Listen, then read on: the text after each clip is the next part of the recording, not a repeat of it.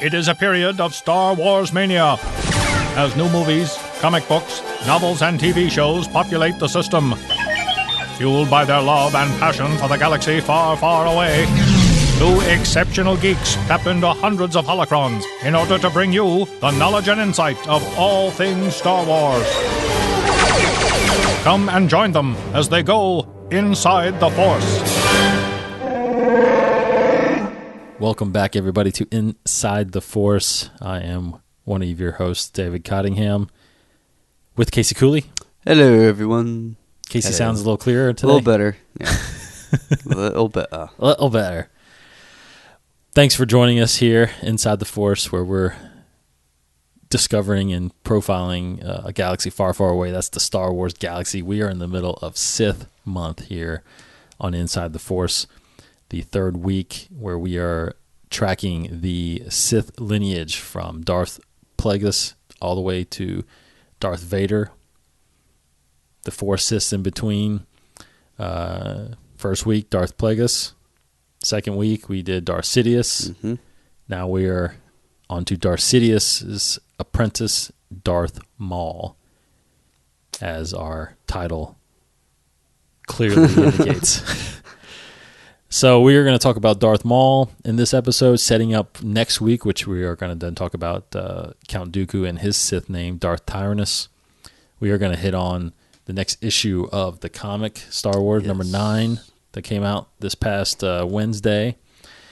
Then we're going to get up some news, and then finish up, of course, with some trivia. That's an action-packed. Stay tuned. Action-packed episode. We are at Inside the Force on Twitter. You can hit us up there. Follow us there. Subscribe to us on iTunes. Our RSS feed right there at InsideTheForce.com. We are also on Stitcher Radio and TuneIn Radio.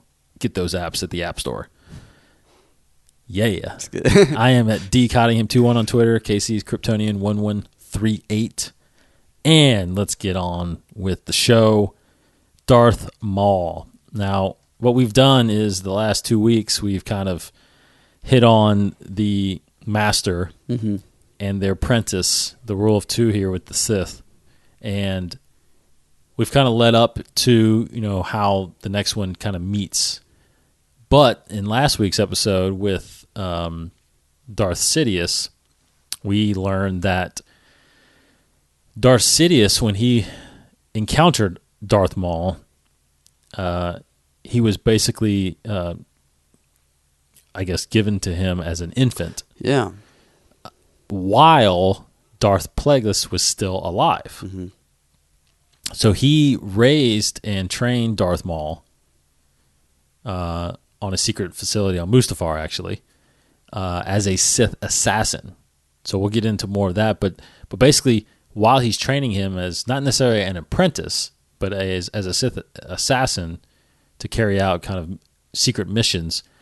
I mean, this was all the while Darth Plagueis and Darth Sidious were still the rule of two, master and apprentice in the galaxy, kind of secretly plotting their political means of taking down the Republic. So we start with Darth Maul being born 54 BBY on the planet Dathomir. And Dathomir, for all you guys that have watched the Clone Wars, weighs heavily in the Star Wars universe during the Clone Wars. He is a Zabrak Dathomirian, and he's basically known as a Dathomirian Nightbrother. But he was named Maul, which is kind of different because most Sith Lords take a different name when they get Darth. Yeah. So he just got added Darth. He's always been known as Maul. Yeah. And again, the Maul, like I said, Maul was given to Sidious as an infant to be trained as a Sith, basically as an assassin at first. Mm-hmm. Shortly after his birth, though, he was engaged in a ritual that the Night Sisters do, and it's weird because his mother was a human Night Sister, Mother Talzin, and then he had a Zabrak father who by tradition, Yeah. is murdered. Well, you gotta. Yeah.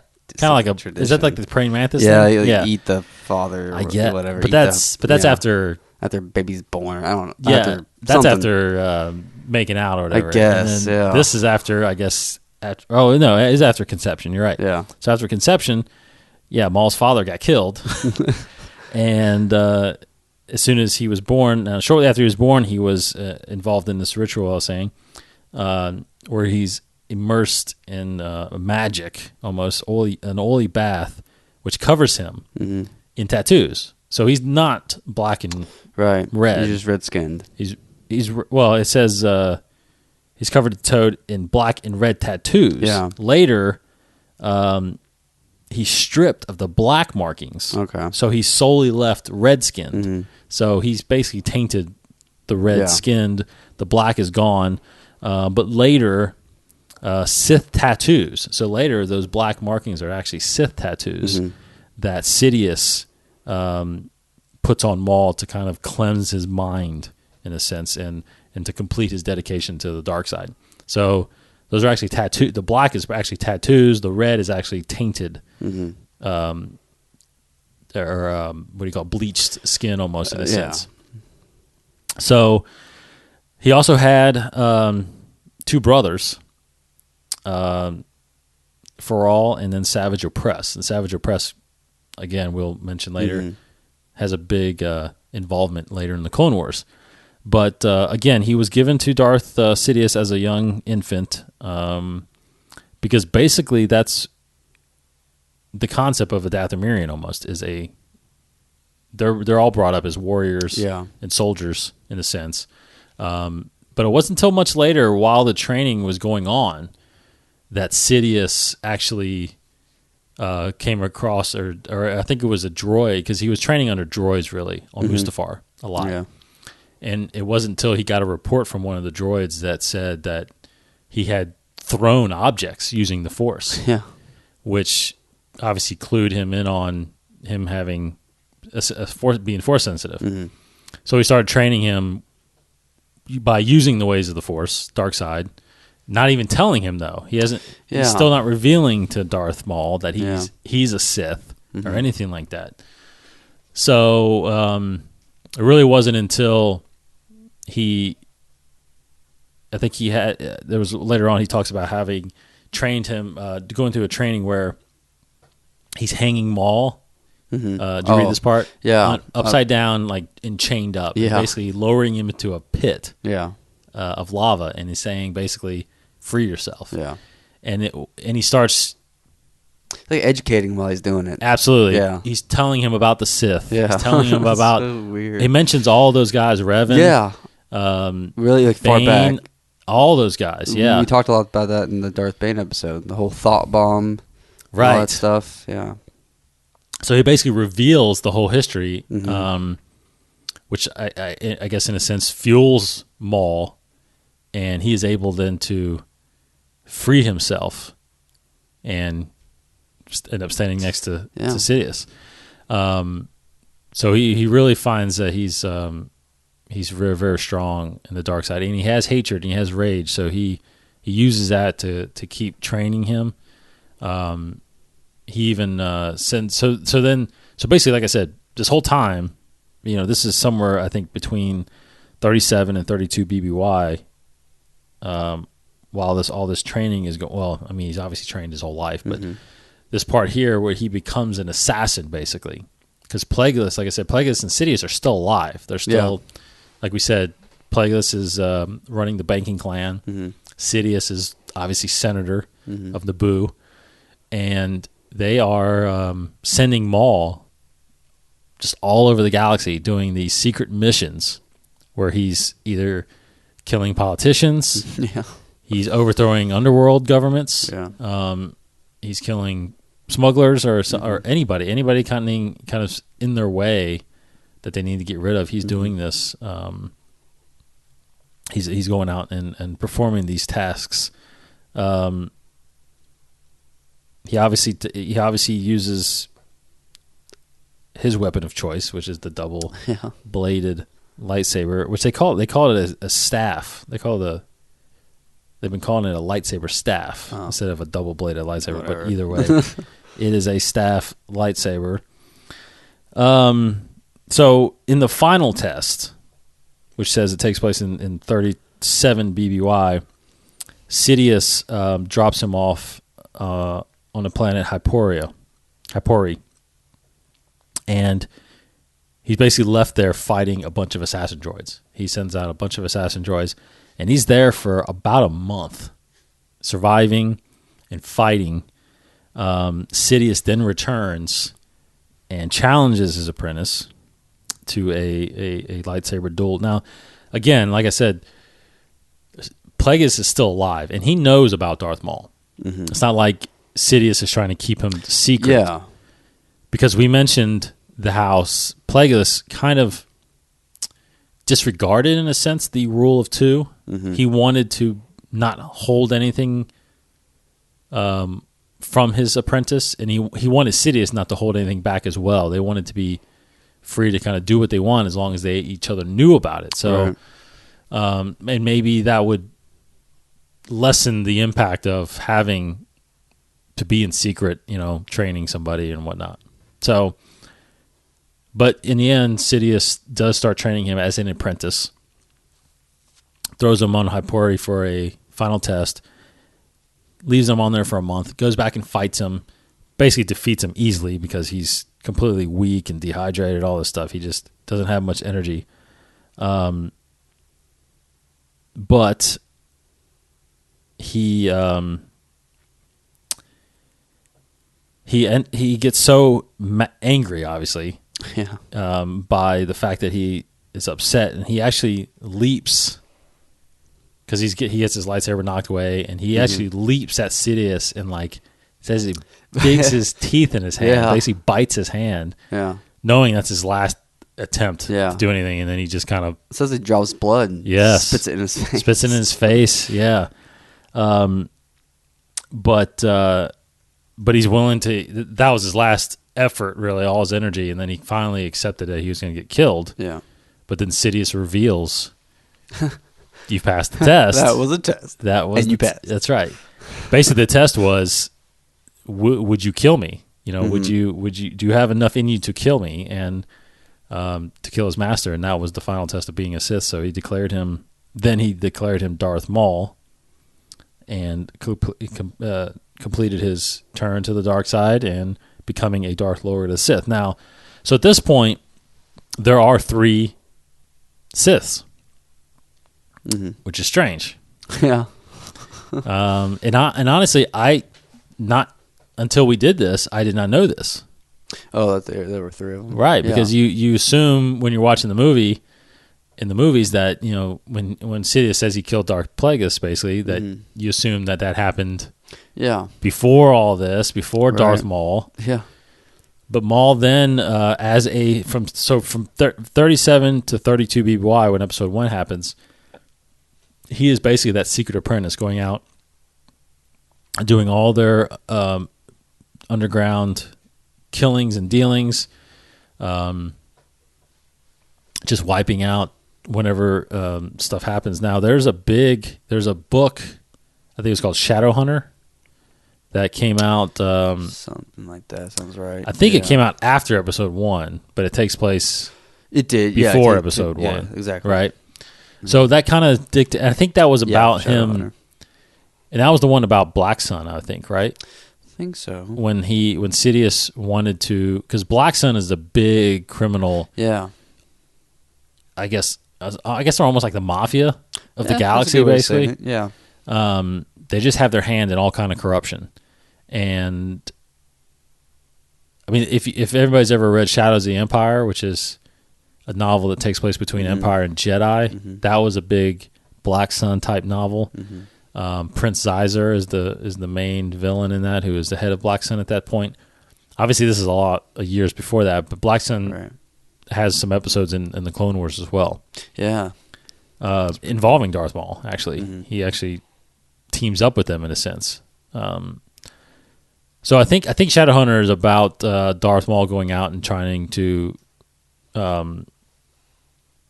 just do something to put them in disarray, I haven't read the book, so I don't know exactly what he does in there, but I know he was meant to kind of cause some kind of rift with Black Sun. So anyway, finally we get to episode 1. Everybody knows Darth Maul is revealed as a Sith apprentice. Like I said, you're assuming that there's only 2 of them, but there's not. There's actually 3. Plagueis is still alive, and it's not until like we mentioned last week, it's not until the day before the election, the night before the election, that Sidious gets elected Chancellor, that he is killed by makes Sidious. me want to watch episode 1 again. I know, just man. Be like, okay, he's alive right now. He is. He's not alive. He's dead now. See, that would be awesome if they had him. Like if they used that character somewhere. Mm-hmm. You know what I mean? I want to see, like, I wish I could see it again and somewhere a character walk around that we know as a Mun. He's a Mun, yes. And we see him like, I think that's. Oh my God, that would be awesome. Plagueis. Man, that would be awesome. So it's not until basically the very end of the movie when, and actually by that point, Darth Maul is killed. Mm-hmm. So when Queen Amidala goes back to Naboo, they have the battle there, the big war in space and on the planet, and Maul fights and kills Qui-Gon first, and then obviously gets apparently killed by Obi-Wan Kenobi. Yeah.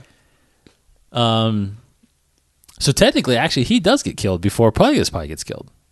I think it feels like it must have happened within a short. Well, I think the election is shortly after that. Yeah. But I don't. It didn't happen then because remember they just announced that there was going to be an election when they go back. Mm-hmm. So basically, it happens shortly after that. So while Sidious is basically, or Palpatine is getting ready to be elected, this battle is going on, and his apprentice is getting killed. Yeah.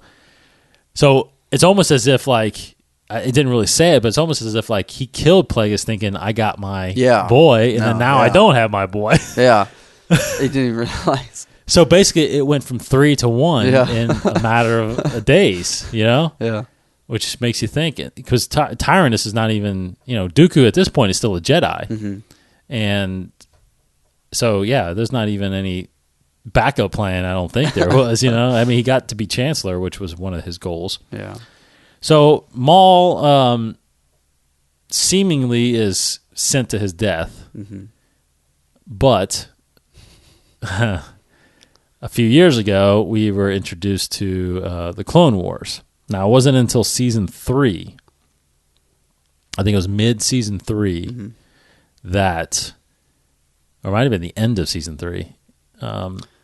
Mid-season 3, I know you're introduced to Savage Opress. Who is introduced as Darth Maul's brother and given to Count Dooku, who is the leader of the Separatists from the Night Sisters, as a new apprentice, a new assassin again, a warrior or whatever. And he teaches him the skills of the staff again, the double-bladed lightsaber. So at some point, and I don't remember when, but at some point it is revealed that Darth Maul survived. I think wasn't it at the end where they saw his hologram of his face? Yes, I think that was the end of season 3. Yeah. Yes. Your brother's out there. Go find him. Right. So the Night Sister tells that to Opress, right? Yes. And so Savage Opress tracks him down on a junk world, junk planet, basically a planet full where all the junk goes, all the trash. Goes there and finds the top half of him. Yeah. What the heck? Attached to, and this probably creeped you out, didn't it? What the spider legs? Yeah. It was just weird. Yeah. So he has like 8 legs. He like put together this, but he has like, he's obviously physically torn apart, but he's mentally broken too. Yeah. Doesn't really know who he is. Horns are all like super long. It's just really messed up. And so he is taken by his brother back to the Night Sisters on Dathomir, and is basically, rehabilitated. Yeah. Physically, they give him these 2 long mechanical legs, and then his memory is basically reinstated, and his horns are shortened and back together. So he then realizes who he is, and So then him and his brother go on a kind of a galactic rampage, trying to get revenge on the Jedi. There's some great battles. I remember, and that's the thing that's cool is that he fights Obi-Wan a couple more times. I remember, I think it was the beginning of season 5. I think it was actually the premiere. Where, do you remember that where Savage and Maul fight Obi-Wan and that other Jedi? Yeah. She's a famous one, too. I cannot remember who it was. Yeah, it mentions was her. Was it Adigalia? Yeah, I think it might have been her. Adigalia. Where it oppressed, like... He horns her to death. Yeah. He stabs her rams her with his head and kills her. God. But that was a great fight between Obi-Wan and the two brothers. Yeah. I mean, and you're thinking the whole time, there's no way he's going to survive. Obviously, you know he's going to survive this, but you're like, man, how does he get out of this? Yeah. Great episode. So anyway, they survived through the Clone Wars. There's actually a great comic book series. There's a 4-issue miniseries called Death Sentence, Darth Maul Death Sentence that I bought and read. It takes place during those Clone Wars episodes, basically. Really, really cool. Cool comic book series if you want to read it. So Maul survives, and then, for anybody who hasn't watched it, spoilers, obviously, but so the end of season 5, which ended up being the last season of the Clone Wars, he ends up taking over Mandalore. Yeah. And because at first he partnered up with Death Watch, and then Death Watch kind of betrayed him, and then he ended up killing the guy, and then killing Satine, who is known as a love interest of Obi-Wan. But there's one person out there that catches wind of this, and it's Sidious. And another awesome episode, he comes and fights both Savage Opress and Darth Maul, and I mean, it is awesome. He pulls out 2 lightsabers, doesn't he? He does, yeah. Wow. He's just like laughing the whole time. Yes. While he's doing it. I mean, and he got him. Easily defeats Opress, kills him, and then I think this is the last we see of Darth Maul, right? Yeah. The last we see of Darth Maul is Sidious Force lightning, just torturing him basically, and saying he will be he has a purpose still to serve. Which was like, yes, season 6, baby, But then all of a sudden, there's no more Clone Wars. And everything that we've seen that they've released is nothing to do with Maul. No. Which maybe playing like they're gonna surprise us. Yes. Who knows? I don't know. Or they're saving him, hopefully, for a movie. Maybe. For a movie, or even Rebels. Yeah. That'd be really Who cool. knows? Rebels He's still alive, I don't know. So in the end, that's what we know. I mean, like we said, there's a lot of missions and stuff that he went on, individual missions and books and stuff like that. But in the gist of things, that was kind of how he became Darth Maul, and how he ultimately, and like I said, it's open still. He has a future still somewhere, be it back in the movies or in the animated series. Yeah. Something is going to happen still. There's still a lot of Darth Maul left. So yeah. What else we got on Darth Maul? Well, just talking a little bit more about his specialties, his force abilities and all of that. And we kind of saw it, honestly, from episode 1, how he's really good at telekinesis. Yes. He has one of his strong abilities in the force is telekinesis, where he can force grip and force choke, just kind of, with little effort. Because, there's that one part in episode 1 that I always loved, where he just points at that little object, like, you go over there. Opens the door. Yeah. That was slam awesome. against the thing. But that was a really cool part. And he does a lot of that in the Clone Wars. He does. He's very strong. He pulls ships off of mountains and all that kind of stuff. And very strong in that aspect. And other things, just because he's a Dathomir, a Zabrak.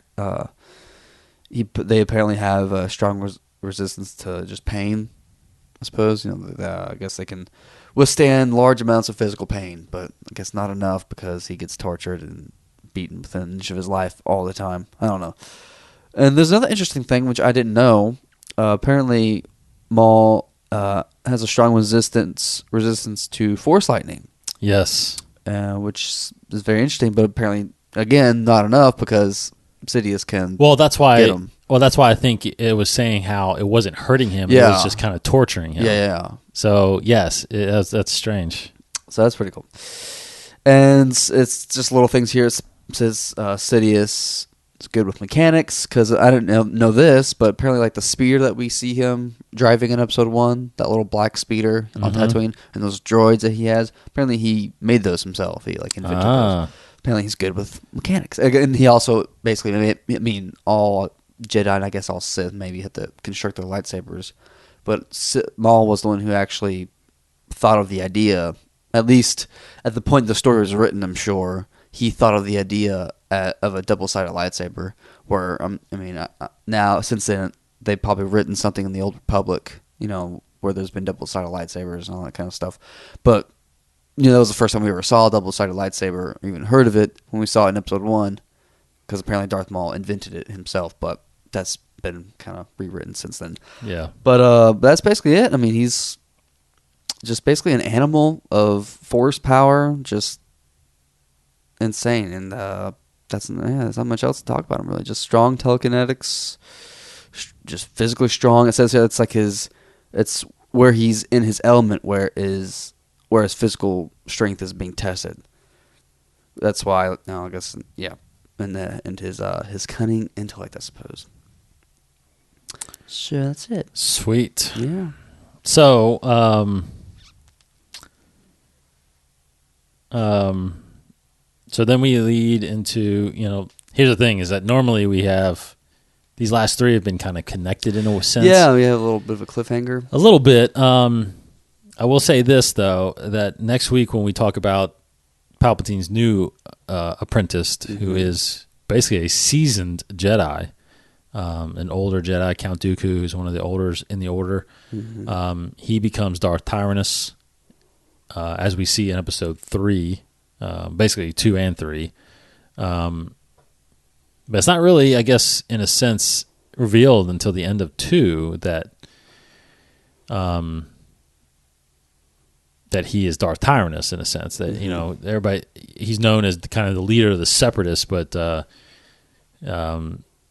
maybe someone that doesn't really know might not put the connection until he kind of sees Darth Sidious at the end of episode 2. But it actually is, which we'll dive more into it later. But Sidious actually had some meetings with Dooku as Palpatine, obviously. Yeah, because as the war was kind of starting, Dooku really felt against all that and didn't understand the Jedi's involvement. That was part of the reason. His confusion and questioning is what Sidious, Palpatine preyed on, and so that was kind of technically in the works while this whole all the Clone Wars was basically. Even before the Clone Wars started, all this stuff about the pre-war and all this stuff. No, actually, it was basically episode 2.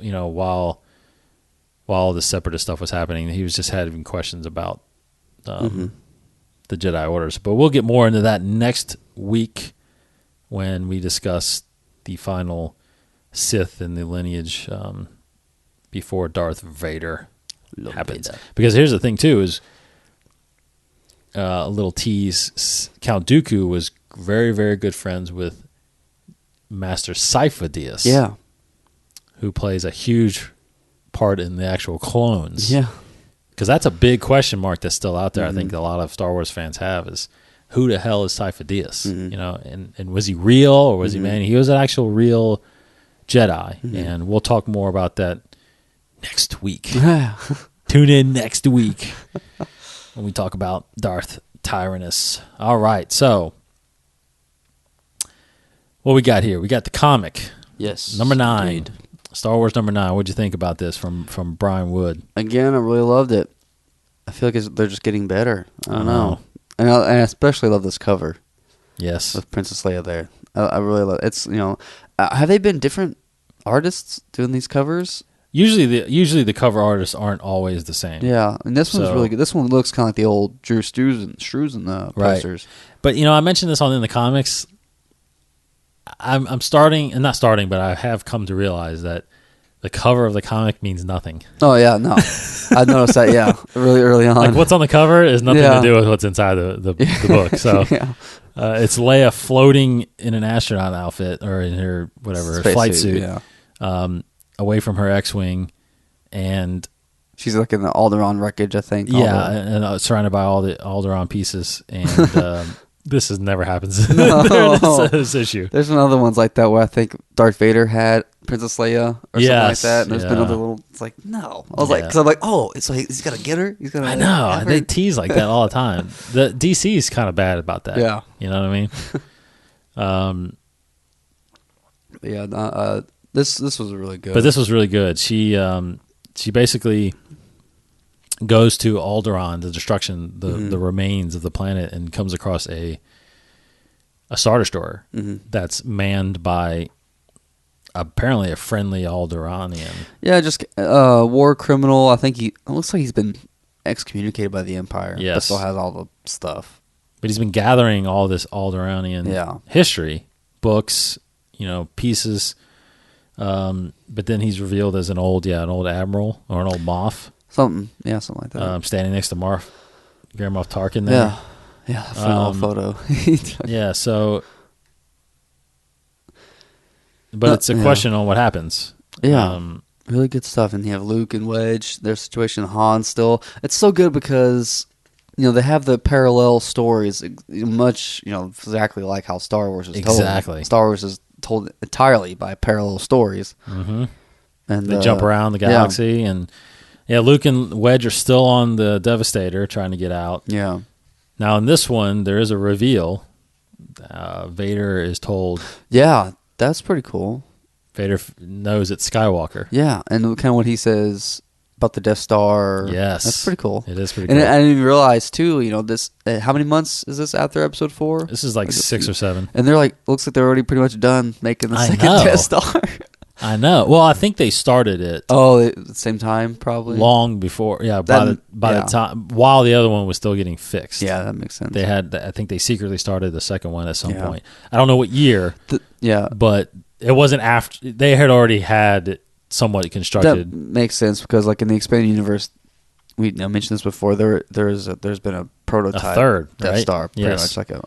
Well, why have one when you can have two? Exactly. Just make as many as you can. Yeah, exactly. But yeah, so there, it's still going. You have a lot of Boba Fett in this too. Yeah. Trying to capture Han still. Yeah. And then of course you have Vader making a discovery and talking about the Death Star. So very, very good, good book still. Definitely gonna keep reading it. That is awesome. Yes, indeed. All right, Case. What's on the news wire this week? Not a whole lot. I'll just kind of touch up on a few little things really quickly. Apparently, Disney, their publishing division, they're going to. It's not huge, but they're going to publish some Star Wars Rebels junior novels and some books and stuff like that. So, junior novels have always been a huge part of the expanded universe. I read several when I was a kid, and I'm sure a lot of you out there have as well. So just expanding on the content we'll be getting with Star Wars Rebels, there will be junior novels, some books written along with the series coming out soon. So expect those. And moving right along, kind of bounce around. Here's a little bit of Episode 7 news. Not really about the movie itself, but apparently J.J. Abrams, their company Bad Robot, he is expanding their offices in, I think it's Los Angeles or California, somewhere in California. It's LA, I think. Okay. That's where Bad Robot is headquartered, and he's expanding offices for Star Wars Episode 7. Apparently adding just a lot more post-production offices and some studios to shoot there. I read somewhere that this kind of hints where maybe he's doing this as a commitment for the other films as well, which means like maybe he'll also direct 8 and 9, but that's just... I have a feeling he probably will. Probably, but yeah. So, that's just... And I think... Yeah. And this is partly, too, I think, in response to him not wanting to be away from his family. in London this whole time. Yeah. Because he would spend months and almost maybe the whole year in London, and he doesn't want to do that. He shot all of his movies so far pretty much in Los Angeles. So, but this is, he's getting the money. Might as well. Why not? I mean, if you do 2 Star Trek, you have to do 3 Star Wars. Totally. Can't do that. That's true. Yeah. That's true. Okie dokie, what else we have here? Star Yoda Chronicles. That the 2nd episode just came out not too long ago, and I finally watched it. Loved it. It was good. Pretty good. Pretty funny. Yeah. It's finally coming to DVD. You can expect that. Looks like Walmart, buy it at Walmart or wherever. October 15th. Yep. You can get the complete Yoda Chronicles on DVD. Is there only going to be the 2? I don't know, unless the 3rd one's coming out soon. I think there's 3. I think there is 3, unless the 3rd one's coming out beginning of next month. But all right, this is kind of huge. New York Comic Con on October 10th through 13th. Lucasfilm will be having exclusive Star Wars Rebels panel. Well, they will be presenting some footage, some little content for you before we get the real stuff. But so it should be good. I'm sure. I mean, we've been expecting that they've had some sort of animation, some stuff done, because Dave Filoni always works fast, and why wouldn't they have anything at least almost completed by now? At least some sort of animation and some scenes cut together. So expect. I mean, I don't know if we'll get that leaked anywhere or if it'll be released officially on Lucasfilm, but I don't know. I hope something like that will happen. Dave Filoni usually releases kind of little. I have a feeling it's going to be like a little teaser. Yeah, that'd be cool. It'll probably get posted on Star Wars stuff. Yeah, I mean, at Comic-Con they'll probably have more scenes, and right? Like that, but we'll probably get at least a teaser in the public domain. So, expect that middle of October next month. I would love to go to New York. That'd be really Comic-Con. cool. Yeah, that'd be cool. I've only been to one other Comic-Con. Oh, besides Superman and Star Wars Celebration, I went to Chicago Comic-Con. That was pretty cool. Yeah, it was small, but it was pretty cool. Now that wasn't C2E2, right? No. Yeah. It was just I think it was called Wizard World or something like that. I think that's what it was called. Let's see. You've been to LexCon, didn't you? No, I haven't gone to LexCon yet. Oh, actually, yeah. I've always been. Next year is shaping up to be a good year. They always get better and better every single year. All right, here's a pretty big rumor. Apparently, it was released this past week that we're going to get 7, 8, 9 every other year. And in between those 2 movies, we're going to get a spin-off film. Now, it's rumored that it might be Han Solo, Boba Fett, whatever. But we are going to get some spin-off films in between 7, 8, and 9. And it was confirmed this past week that those 2 spin-off films are going to be origin films. Mm-hmm. That's, there's a lot more questions and yet no answers, which we need to get some answers soon. Yeah. And one of the movies, it's rumored that it was going to be a Han Solo movie. And so a big rumor that just came out this past week was, we said last week that they were having casting in New York for Episode 7. That was the rumor. And so on top of that, they said, it's also being said that they were also casting for a young Han Solo, for the Han Solo, now presumed origin Han Solo movie. So there you go. I mean, once again, I missed out on an opportunity to play young Han Solo, but we'll see if this will be true. I'm sure. I hope we get something, within the next month or so, some sort of confirmation on these multitude of rumors that we keep getting. But that's the only thing we've heard of so far about these spin-offs. Besides, the real piece of news is who's writing them. We got Lawrence Kasdan and Simon Kinberg are writing the 2 spin-offs. So origin films, that's also confirmed. So exciting. We'll see what those films might be about. Maybe we'll be Boba Fett or Yoda. Who knows? So and that's actually basically it. I mean, I just read a article today, which is Monday. If you're listening to it, apparently Bob Iger, the Disney CEO, has, like I just said, basically he confirmed that there is no Han Solo or just not that he said that it won't be a Han Solo Boba Fett film. He just didn't say that it was going to be a Han Solo or Boba Fett. Right. So it's just not confirmed or denied that these spin-off films will be Han Solo or Boba Fett. It's just rumored out there. So nothing official on that front, and that's basically it's getting all the news. late in the year. They need to pump out some news. Yeah. Some casting. Something. Yeah. Now, I am a little disappointed because we so almost timed this perfectly. But this past weekend here in Lexington, Kentucky, a paranormal convention called Scarefest was here. And one of the guests that was attending was Sam Witwer. Right.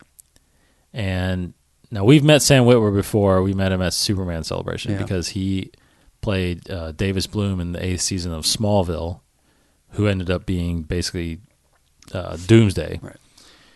He is known also as, in the Star Wars universe, as the likeness and voice of Starkiller in the Force Unleashed games.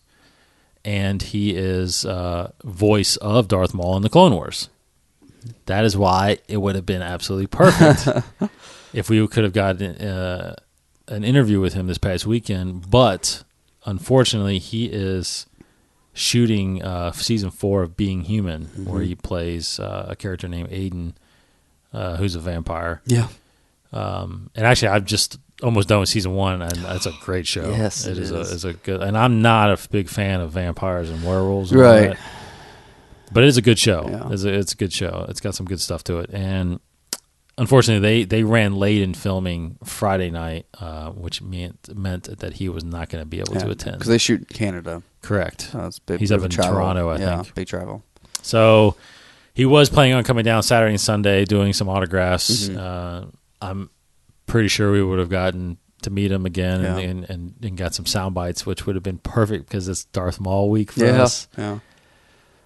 I'm so upset about well, that. But he's kind of known in a way if you follow him, whatever, on Twitter or follow him Being Human. He likes to sleep. Correct. And like we remember from Superman Celebration, like we had to kind of wait to interview him because he was taking a nap. He was taking a nap. And I've watched several behind the scenes stuff of Being Human, and he's always napping whenever he can. Likes to sleep. So yeah, I can understand. Yeah, he tweeted that they filmed till 5 a.m. Yeah. Saturday morning basically, and he was scheduled to be on the floor doing autographs by like 2 o'clock. Well, Being Human takes time, a lot of time in the night. Yeah, a lot of night scenes in that show. So he would not have been able to make it, and it's unfortunate because we would have tried to get him on here. We would have really kind of at least had pictures and stuff with him and been able to talk to him a little bit. So unfortunately, we'll try to round that up again at the next con, maybe. So if he was here, he would probably say, "No." Yeah, I had some good questions lined up for him about Darth Maul. But anyway, so we didn't talk to him, and we'll get him on here eventually. So moving on to trivia. I am 13-12. Casey 14-11 still. One up on me. Out of the book, Obsessed with Star Wars. This question is 1369. If it was 1313, I would have freaked out. Yeah. Nope. 1369. Question 1313 is like, how many levels in Coruscant? And this is going to come from, it looks like, A New Hope era. And here it is, New Hope era, 1369. Whose father was a food what is that? Magnate? Magnate. Very good. Magnate? Okay. What is that? Like a connoisseur almost? Like a big businessman, I think. Oh. I think. Whose father was a food magnate on Tatooine? Was it A, Biggs Darklighter, B, Wedge Antilles, C, Han Solo, or D, Luke Skywalker? All right. Repeat, please. Whose father was a food magnate? Yeah, so it's like a big entrepreneur in that field. Yeah. On Tatooine. Okay. A, Biggs Darklighter, B, Wedge Antilles, C, Han Solo, or D, Luke Skywalker? Biggs. Both Biggs. It has to be Biggs. Yeah, it has to be Biggs. So, A, Biggs. There we go. Yeah. Because Luke's father is Vader. And the other two are from Corellia. Yeah. There you go. See, so that's good. That's a good question, but we just know. We can reason it out. Correct. Because of our knowledge. Now, Wedge, if I didn't know he was from Corellia. Yeah. Could have been. I thought about that. Could have been, a second guess. Right. But Biggs is the obvious choice. All right, so that puts each of us up one there. There we go. Again, another preview for next month. We are doing a crossover mashup with Popular Fanatics, another podcast on the 21 Network. We are going to be talking about the Star Wars films on that podcast, and then we are going to do nothing but the Clone Wars on this show, Inside the Force. We're going to profile people from the Clone Wars, probably some important ones, probably some ones you don't really know too much about. Yeah, like original characters from the Clone Wars. Correct. Yeah, that kind of stuff. Like Sati almost, maybe, or Death Watch, or that'd be cool. Something like that. Cad Bane, possibly. We might save him for another bounty hunter month or something like that. But anyway, again, like I said, we are part of the 21 Network, 21network.com. You can listen to all the latest episodes of the podcast right there. Click on some banners to support us, and you can watch our latest videos right there as well. Follow us on Twitter at Inside the Force for all the latest news and retweets that we're going to supply you. I am DCottingham21 on Twitter. Casey is Kryptonian1138. InsideTheForce.com. Listen to all the past shows right there on the website. Subscribe to us right there. Follow us, tweet us, anything and everything. It's all right there. All right, so next week, like I said, Darth Tyrannus. Hopefully we get some more news. We will talk about nothing but Star Wars again next week. For Casey Cooley. At last, we will reveal ourselves to the Jedi. At last, we will have revenge. The greatest line from Darth Maul. It's like by the any only chance. line, right? It is, but from the movie. It is. I was like, what can I say? Oh, I'll say his one line. And another last tidbit, if you don't know, which you should, Ray Park plays Darth Maul, but is not his voice. No, his voice is guy with a big last name. I forgot. Yes. But Ray Park, people may not know, but he was actually Toad in X-Men. Yeah. He was the Headless Horseman in Sleepy Hollow. Snake Eyes. His latest thing is Snake Eyes, which I love Snake Eyes. So anyway, Ray Park, don't rule him out to be Darth Maul again. Yeah. Do not rule him out. That'd be awesome. All right, so check us out next week. Thanks for listening, everybody. I'm David Cottingham, and may the Force be with you. This has been a production of the 21 Network, a collection of weekly podcasts. For more great podcasts, visit 21network.com. To view additional content, subscribe to our YouTube channel at youtube.com/21network. Follow us on Twitter at 21network for the latest news and updates. The 21 Network, for the fan and all of us.